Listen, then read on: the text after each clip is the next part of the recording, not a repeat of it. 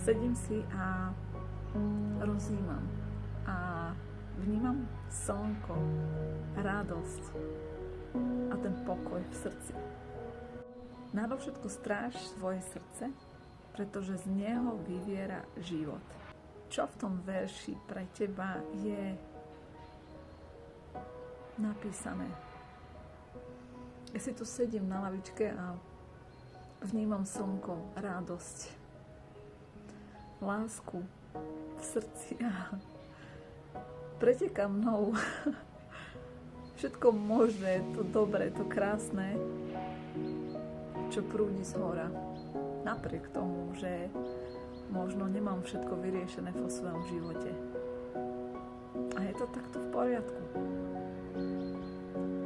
V tom verši sa skrýva to, že Stvoriteľ alebo Boh Ježiš Kristus nechce, aby sme mali masky na sebe, ale aby sme boli skutoční, autentickí,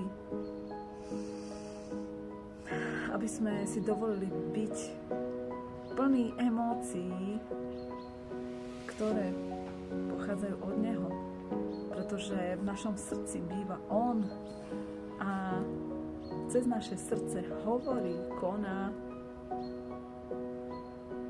A ak vo svojom srdci máš čistotu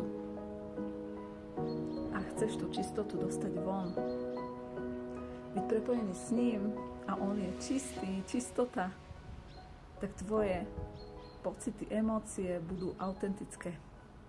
Nebudeš nič hrať, nebudeš nič nejakým spôsobom dávať najavo falošne alebo skrývať niečo.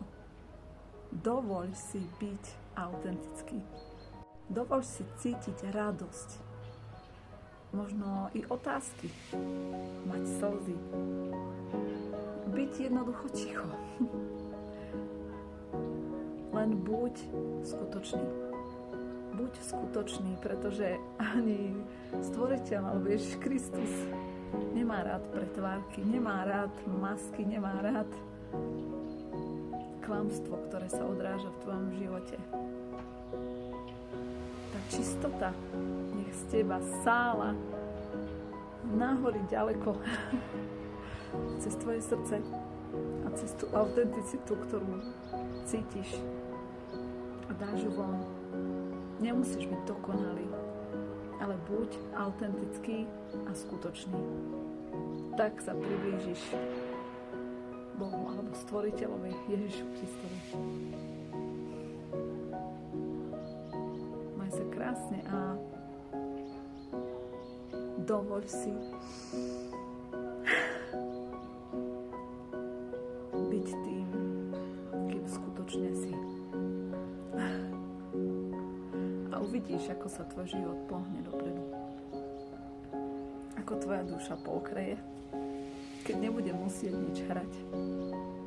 Keď dá najavo všetko to, čo v nej má a nosí ten pravý čas. V ten čas, kedy to cíti a vníma. A či to okolie príjme alebo nepríjme, nie je už tvoja vec. Je to úplne jedno. Buď čistý zo svojho srdca, prepojený so Stvoriteľom a uvidíš, aký pokoj príde do tvojho života. Pokoj. Nie som plameň, čo rýchlo zhorí, som ráz, čo sa ti do kosti vnorí. Z chaosu som spravila plán, z jazie vytesala chrám. Už ma neroztrasie hlas, čo ma kedysi držal v pasi. Dnes som pokoj pred búrkou, ktorá sa nebojí vlastnej moci. Zo strát som si spravila korunu, z rán som si spravila